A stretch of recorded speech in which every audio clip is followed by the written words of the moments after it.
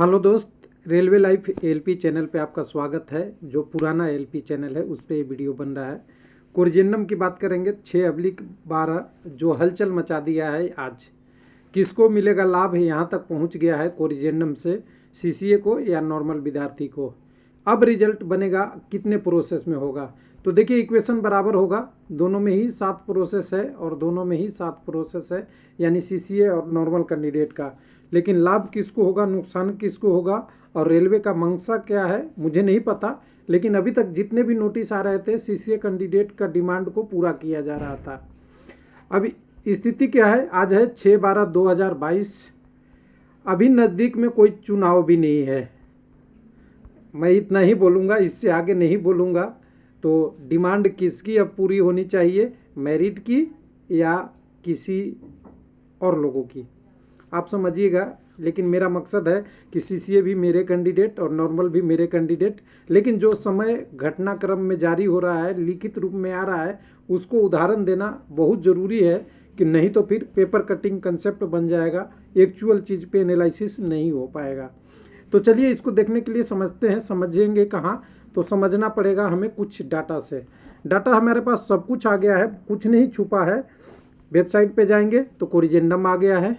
इसके बाद जितने भी सुधार हुए हैं वो हमने डाटा ले लिया है। और उसके अलावा जो इस कोरिजेंडम में 12/8 का डिटेल दिया हुआ है, जो 12/8 का कोरिजेंडम है उसको भी मैंने ले लिया है और सबको मिला के एक डाटा बनाया है। मतलब डाटा क्या ट्रांसलेट किया है, वो टेलीग्राम चैनल पे हम सबको ओपन में डाल दिए हैं। Railway life LP chart group में सब लोग देख सकते हैं। यहाँ देखिए पहले से 1 से लेके 7 तक था, उसमें कोई बदलाव नहीं हुआ है। बदलाव हुआ है तो 8 से, और 8 का हिंदी अगर ट्रांसलेशन करेंगे ना तो जैसा कि ऊपर उल्लेख किया गया है से शुरू है। मतलब आपको समझ में आएगा कि जो 7 जहाँ से ख़त्म हो रहा है 8वां वहाँ से शुरू हो रहा है।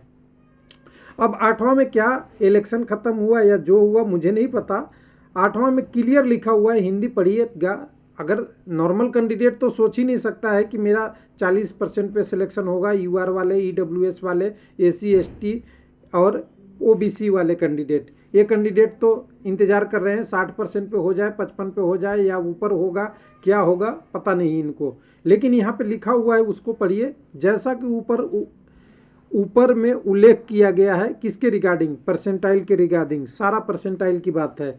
परसेंटाइल स्कोर का आधार पर मेरिट का अंतिम रूप देने के लिए केवल उन उम्मीदवारों को मेरिट में शामिल करना आवश्यक है जिन्होंने विभिन्न श्रेणियों में पात्रता के लिए न्यूनतम प्रतिशत अंक 40, 40 और 30, 30, 30 कम्युनिटी भाई लाए हैं, तभी उनको परसेंटाइल किया जाएगा। बस यही कहानी ख़त्म होती है। बाकी नीचे बचती है वो हम वीडियो में बता देंगे कि ये सीसीए और ये भी सीसीए के लिए ही है। लिखा हुआ सबके लिए है लेकिन है सीसीए के लिए ही। तीनों चीज़ें 8, 9, 10 सीसीए का बिलोंग कर रहा है। मैंने वीडियो ऑलरेडी बना दिया है, तो ये पढ़ लीजिएगा। टेलीग्राम पे आपको बताने की ज़रूरत नहीं है, सीधा से हम एक ही बार पे आएंगे हम अपने डिटेल पे। तो डिटेल क्या है, किसको लाभ मिलेगा, क्या है समस्या, क्या है उद्घाटन। और ये रेलवे लाइफ हमेशा कोशिश करता है ओरिजिनलिटी को बनाए रखें। कॉपी पेस्ट या पेपर कटिंग कंसेप्ट की बात कर रहा हूँ। पेपर ने तो बहुत बड़े बड़े आंदोलन किए हैं, लेकिन कंसेप्ट अगर है तो कंसेप्ट को थोड़ा ऑफिशियल से जोड़ना पड़ता है। तो चलिए, जनसाधारण कैंडिडेट को मैंने 1 नंबर पे रखा है और दूसरे नंबर पे रखा है सीसीए कैंडिडेट को। और जनसाधारण बोले तो नॉर्मल कैंडिडेट जिसमें सभी कम्युनिटी के कैंडिडेट हैं। सीसीए बोले तो स्पेशल कैंडिडेट, लेकिन इसमें भी सभी कम्युनिटी के कैंडिडेट हैं, यूआर से लेके सभी तक हैं। यानी इनमें सीसीए का मोहर ये है कि रेलवे से अप्रेंटिस किए हैं या रेलवे से आईटीआई का सर्टिफिकेट मिला है या रेलवे से इन्होंने अपना अच्छा काम किया है रेलवे में, जिसके रिगार्डिंग इनके पास एक मार्कशीट है। उस मार्कशीट का 1/3 स्कोर इनका जुड़ना है नॉर्मल स्कोर में। दोनों के प्रोसेस ये रहेगा, दोनों कैंडिडेट पेपर दिए हैं, कोई पेपर में छूट नहीं है, तो दोनों कैंडिडेट का रो स्कोर रहेगा। दोनों कैंडिडेट के आज का कोरिजेंडम 6/12/2022 एक जगह ला दिया है। यूआर, ईडब्ल्यूएस, एसटी कैंडिडेट रहेंगे तो 40 और 30% दोनों कैंडिडेट को नंबर लाना पड़ेगा।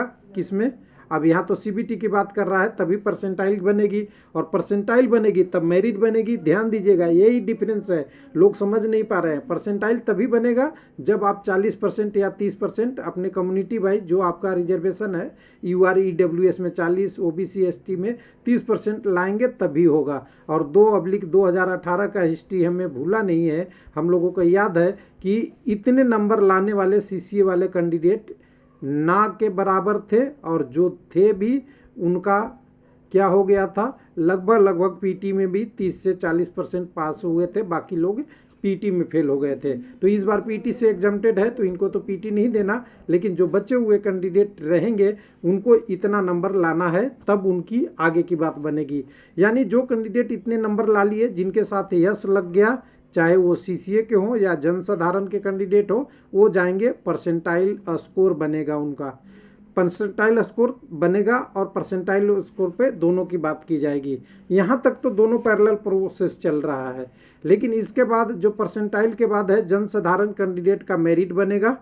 मेरिट बनने के बाद उनको पीटी में अगर मेरिट बनता है, वो सफिशिएंट नंबर लाते हैं, तो 3 गुना कैंडिडेट के हिसाब से उनको पीटी में सेलेक्ट किया जाएगा। पीटी के बाद अगर पास होते हैं, अगर फेल होते हैं तो यहाँ से पत्ता खत्म, अगर पास होते हैं तो डॉक्यूमेंट वेरिफिकेशन, मेडिकल एग्जामिनेशन में जगह मिलेगा, और मेडिकल एग्जामिनेशन सब कुछ पास कर जाएंगे तो जॉब के लिए प्रोविजनल पैनल और फिर ज्वाइनिंग की प्रोसेस स्टार्ट होगी।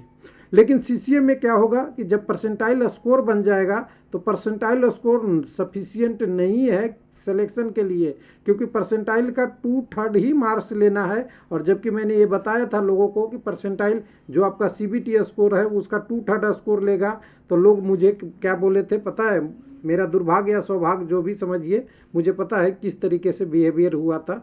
लेकिन 2/3 की अगर बात करेंगे, 2/3 का इनका स्कोर यहाँ से लिया जाएगा, जो बचे हुए 1/3 है उसका स्कोर को जोड़ा जाएगा किससे, जो इनका एनसीवीटी का मार्क्स है, जो रेलवे के अप्रेंटिस का मार्क है, ये जोड़ा जाएगा, और दोनों के जोड़ने के बाद एक नॉर्मलाइजेशन मार्क्स निकाली जाएगी, वो नॉर्मलाइजेशन मार्क्स कहा जाएगा। और इस नॉर्मलाइजेशन मार्क्स को ही बोल रहा है रेलवे कि जो आपकी शिफ्ट के 70% कैंडिडेट वाले जो शिफ्ट होगा उसको बेस शिफ्ट कैलकुलेट करके नॉर्मलाइज मार्क्स करेंगे, और नॉर्मलाइज मार्क्स करके आपको एक स्कोर बनाएंगे। और यही है पॉइंट नंबर 9 और यही है पॉइंट नंबर 10।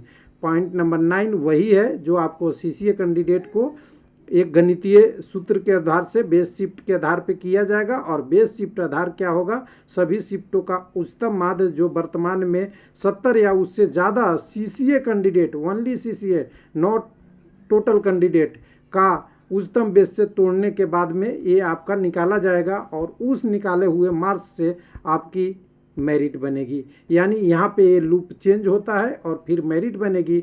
मेरिट में अगर आप पास हो गए तो सीधा सीधा डॉक्यूमेंट वेरिफिकेशन में जाएंगे, क्योंकि पीटी एग्जामिनेशन एग्जम्प्टेड है, और बाद में फाइनल उसी तरह पैनल और जॉब की आपकी प्रोसेस होगी। यानी यहाँ पे 2 स्टेप अलग अलग हो रहे हैं। एक तो यहाँ पे कैंडिडेट के परसेंटाइल से मेरिट बन के फिर पीटी होगा, यहाँ नॉर्मलाइजेशन मार्क्स जो एनसीबीटी को जोड़ के बनेगा मेरिट, उसके बाद डॉक्यूमेंट वेरिफिकेशन में डायरेक्ट रिजल्ट आएगा। उम्मीद है कि हमने कोशिश किया है कि सारी चीज़ों को, तथ्यों को बारीकी से आप समझ गए होंगे।